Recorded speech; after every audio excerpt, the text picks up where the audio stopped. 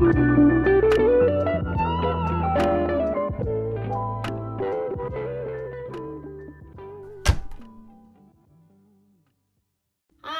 welcome back, and that totally sucks considering that lechuza ponds is on a hot trend right now. At least in my area it is. Everyone seems to be interested in lechuza ponds and they are always out of stock, or their delivery is super slow. But I got you. We are going to be doing a do-it-yourself lechuza ponds today, so keep watching.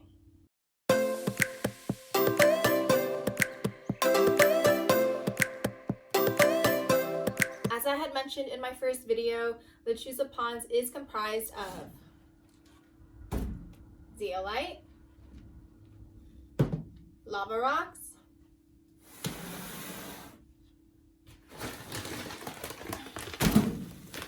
and pumice.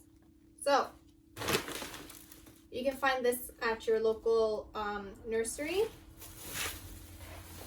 and everything else you can find on Amazon. I will link everything for you down below.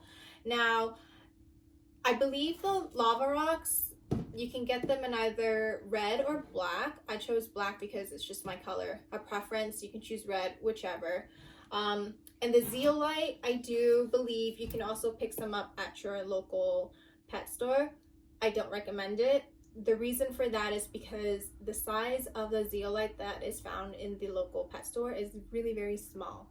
So if you're going to be mixing the lava rocks and the pumice, it's just going to sink to the bottom and it's not going to be evenly distributed. And I have OCD, so that did not work for me. Now, the difference between the original and the do-it-yourself, a couple of things. Visually, I hope that you can see the size of the rocks. The do-it-yourself is significantly bigger.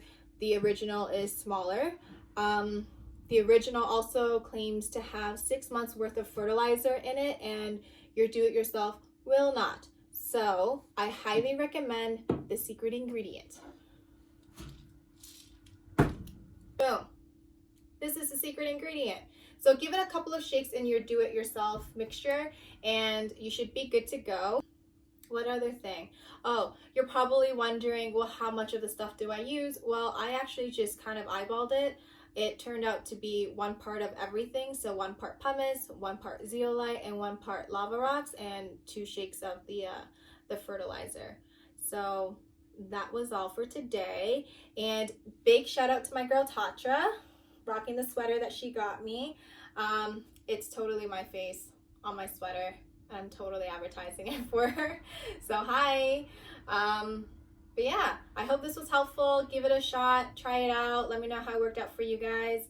I use it myself. I didn't find that my plants transitioned weird or anything like that. I was actually pretty happy to find all of these ingredients on Amazon and, you know, drive a little bit to get the pumice, but it was worth it. So try it out. Leave a comment down below and tag me in your videos and photos.